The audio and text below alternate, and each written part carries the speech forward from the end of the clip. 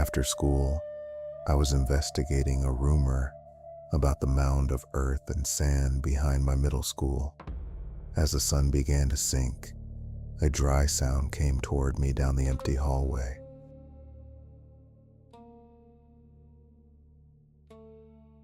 Behind my old middle school, there was a mound of earth and sand no one really knew what to do with.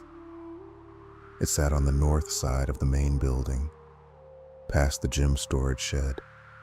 Farther back, sand for icy paths in winter, soil for the flower beds.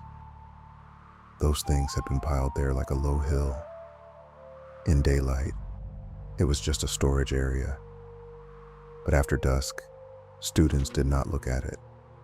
If they looked at all, they only looked out of the corners of their eyes.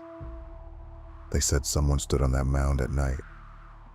That story had been around for a long time. Who was standing there? Why that person never left the mound? No one could ever say for sure. The only clear part was this: don't get too close. From Ghost Files. I first heard the rumor during my first year of middle school, in the summer. The older kids in my club were probably just trying to frighten the new students. But I liked ghost stories, so I asked them to keep going. They thought that was funny and told me one school legend after another. Chairs creaking in the music room when no one was there. The water level rising in the science room aquariums after dark. A lot of it was the usual stuff. But the story about the mound in the backyard was strangely out of focus. Some said the figure was a girl. Some said it was a boy. Some said it walked toward you. Others said it was only half out of the ground. And yet the ending was always the same. If it found you, it took you away. You would sink into that mound without a sound.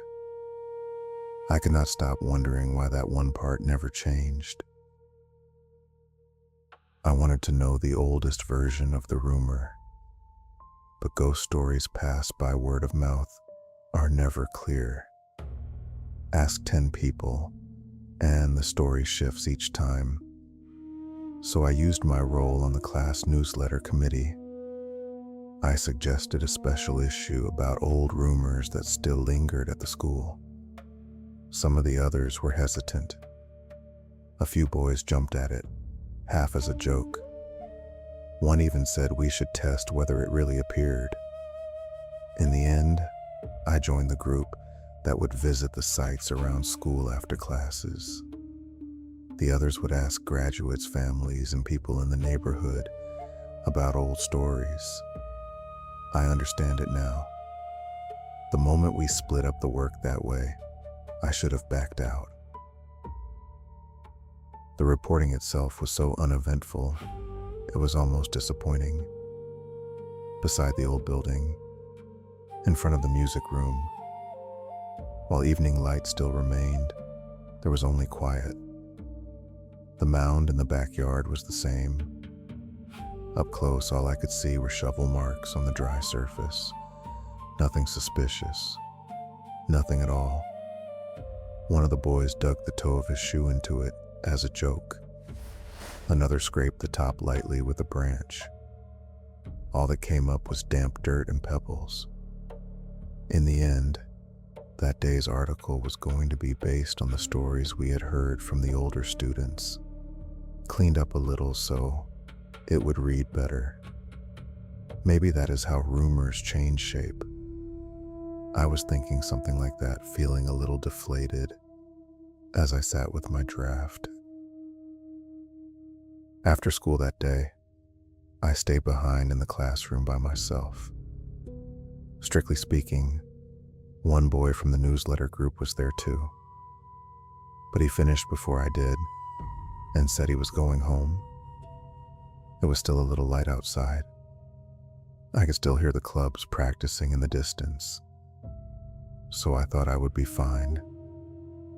"See you tomorrow," he said, and left the classroom. His back disappeared around the corner of the hall. Right after that, the classroom seemed to lose its color. I thought the sun had gone behind a cloud. But outside the window, nothing had changed. It was not the light. Only the air had changed. Cold, heavy, as if it had sunk. I stood up to turn on the lights. Then from deep down the hallway, I heard something dry scrape across the floor. It was not really a footstep. It was closer to the sound of tiny grains being dragged along. Shari, Shari. At steady intervals, it came a little closer. I still could not see anything, and yet something deep in my chest was already afraid. I did not know what was coming. I only knew this. Something that should not come was coming toward me. That certainty spread through my body for no reason at all. My knees would not straighten. The blood drained from my fingertips. I could only grip the edge of the desk and stare into the dark hallway. The sound stopped in front of the classroom. The next moment, the sliding classroom door opened just a little. Cold air came in, and with it came the smell of earth, an old smell, like a schoolyard after rain, shut away for years. A small child stood in the doorway, shoulder-length hair, cut straight across in an old-fashioned style, faded clothes that looked like a school uniform, no shoes. From the bare ankles down, the child's feet were clouded white with fine dirt. Damp sand and wet earth clung to the body. Whenever the child moved, clumps of it fell to the floor. It was not that the face looked pale. It no longer had a human color. What drew my eyes most was the mouth. The lips hung half open and would not close. From that gap, dirt kept spilling out. It was not loose, dry sand.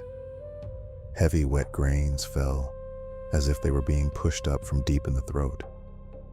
The eyes were not looking at me. With unfocused eyes, the child came straight toward me. I could not run. I could not make a sound. When the child was only one desk away, the child's mouth slowly opened wider. That was when I understood. They were trying to say something. Something almost like a voice trembled deep in the throat. But before it could take shape, it all broke apart into dirt. The child's hand reached out. Thin fingertips touched the side of my neck. They were shockingly cold. Colder than metal on a winter morning. A lifeless cold. That was when I finally screamed. When I came to, I was still sitting in the chair, and someone was lightly tapping my cheek. In front of me was the boy who was supposed to have gone home. Apparently, just after he turned the corner, he heard me scream. He rushed back and found me slumped over the desk, unconscious. A teacher was called, and I was taken to the school nurse's office. The adults said I must have had a bad dream. There was no dirt in the classroom, none in the hallway. When they told me that, and I went back to look, it was true. There was nothing. The floor was clean. I could not feel any grit under my shoes. Even so, the spot on my neck felt as if cold fingers were still pressed against it. It did not fade until night.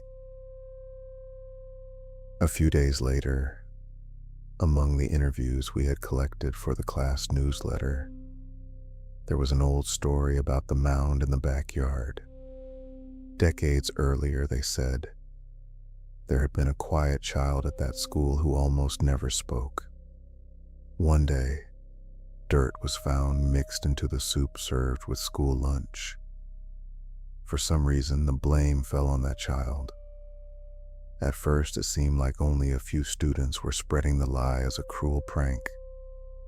But before long, the whole class began acting as if it were something everyone already knew. No one defended the child. No one stopped it. Not long after, the child was found behind the school.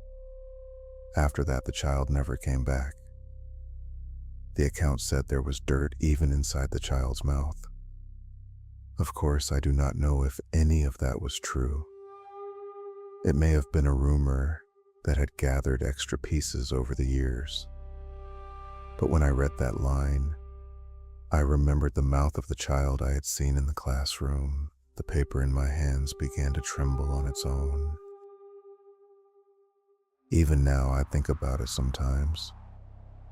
Was that child really trying to take me into the mound? Or had I misunderstood?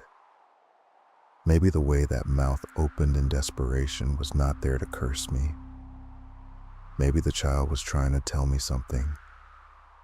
Did the child want help? Did they want to be remembered?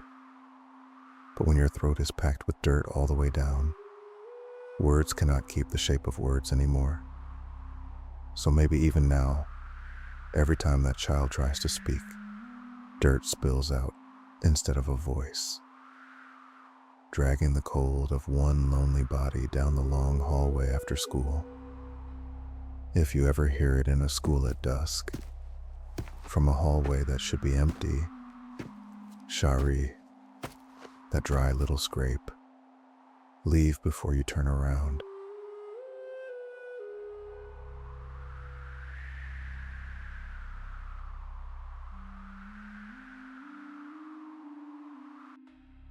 You listened.